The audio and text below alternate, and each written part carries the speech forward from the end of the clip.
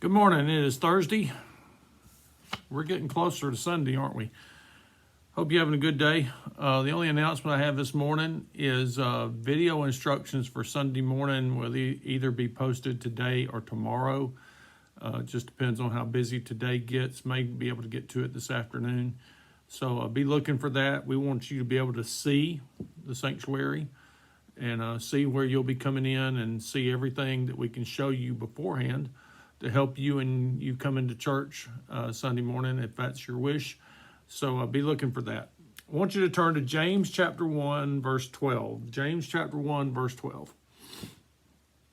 Give you a moment to get there, whether you're turning the pages or flipping down your tablet or iPhone or whatever. James is one of my favorite books in the Bible. In fact, I'm still praying about preaching another series through James. Don't know if that's in the plans yet or not. I can't remember for this year. But anyway, James chapter 1 is one of my favorite places to go. And here's why.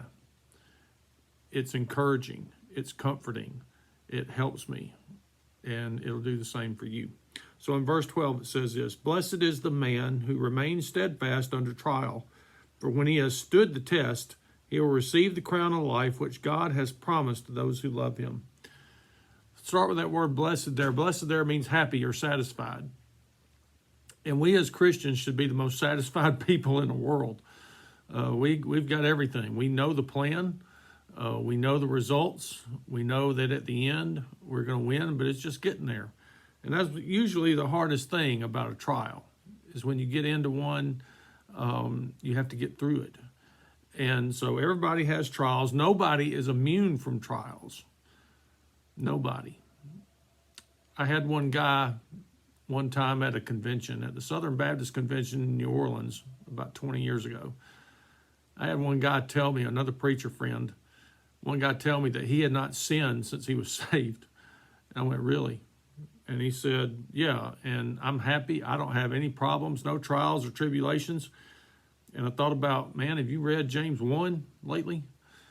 So we're going to have trials. It says that up in verse 2, to count it all joy, brothers, when you encounter or you face trials of various kinds, because that's the test. So here in verse 12, we see that we receive something. It says we will receive the crown of life. Now, the crown of life is the victory wreath that is given to the victor, the winning athlete. You can look in 1 Corinthians chapter 9, verse 25 and see that portrayed there. And if you've seen the Olympics, and we were supposed to have Olympics this summer in Tokyo, but they're been postponed until next year. The winner in the old Olympics, I don't know if they do it anymore, but they used to get a wreath that went around their head, and they used to get the gold medal, and that signified the victory. They get flowers. So that's a good thing. That's what that picture is there. God has promised that. So you know it's going to happen. God has promised that to his people.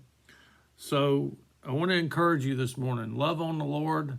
If you're in the midst of a trial, you're going to get through. Just stay steadfast, stay obedient, and stay consistent, and God will get you through. Because here's the thing about trials. If you're not in one right now, there's one coming, or you just got out of one. So that's the way God works.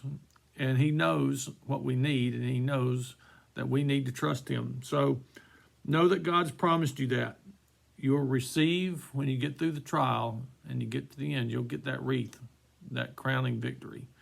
So I hope you have a good day. Short and sweet today. We will talk to you tomorrow.